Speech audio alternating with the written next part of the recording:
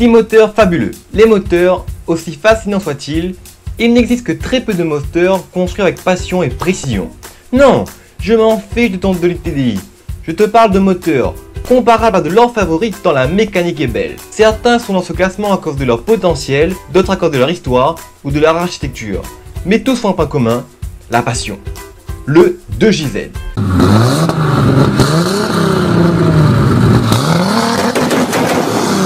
Comment ne pas parler de ce moteur fabuleux? Le 2JZ GTE de 330 chevaux et 440 Nm est un moteur 6 cylindres en ligne biturbo.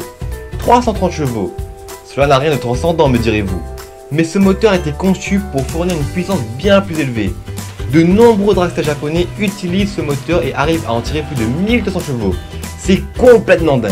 Le K20A. Je pourrais vous en parler des heures avec la larme à l'œil de ce moteur tellement il est magnifique. Ce moteur, c'est de leur favori. Écoutez-moi ça.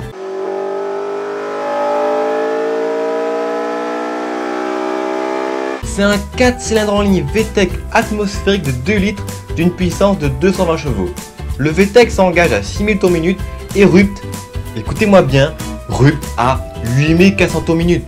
8400 tours minute, il faut donc aller chercher la puissance très haut dans les tours. C'est donc un orgasme perpétuel à l'utilisation ce moteur. Le EAB26 DETT. EAB26 DETT. Rien qu'en entendant ce nom, je frissonne en entendant dans ma tête la décompression du dump valve. Oh, que du bonheur! Restons sérieux, le EAB26 DETT est un moteur 6 cylindres en ligne biturbo de 2 litres 6 développant 280 chevaux.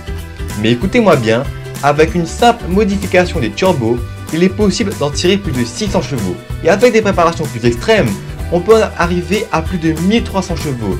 Une dinguerie! Les Flat 6 Porsche. Que serait Porsche sans son mythique Flat 6? L'intérêt du Flat 6 réside dans son centre de gravité très bas et sa taille réduite qui lui permet d'être logé facilement. Le Flat 6 adore titiller la zone rouge dans un hurlement mélodieux et pur.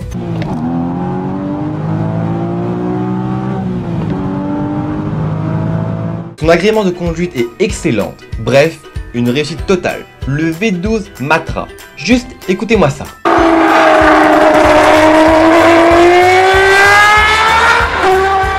À croire que ce moteur a d'abord été destiné à être joué dans les salles d'opéra tant son chant est mélodieux. D'une cylindrée de 3 litres et une puissance allant de 395 à 520 chevaux, ce moteur a porté fièrement les couleurs françaises lors d'épreuves d'endurance et de F1 de l'époque. Le moteur rotatif Mazda. Utilisé à l'origine dans le monde de l'aviation en 1910, Mazda s'est approprié cette architecture moteur appelée moteur Wankel. L'intérêt de cette architecture est qu'elle provoque pas de vibration, donc la zone rouge se situe haut, très haut, aux alentours de 9400 tours minute. Néanmoins, son rendement très bas dû à sa consommation excessive d'essence et d'huile a eu raison de cette architecture. Voici donc une liste non exhaustive, on pourrait en parler des heures. Dites dans les commentaires quel moteur vous a marqué. Sur ce, je vous dis à la prochaine et n'oubliez pas, plein gaz!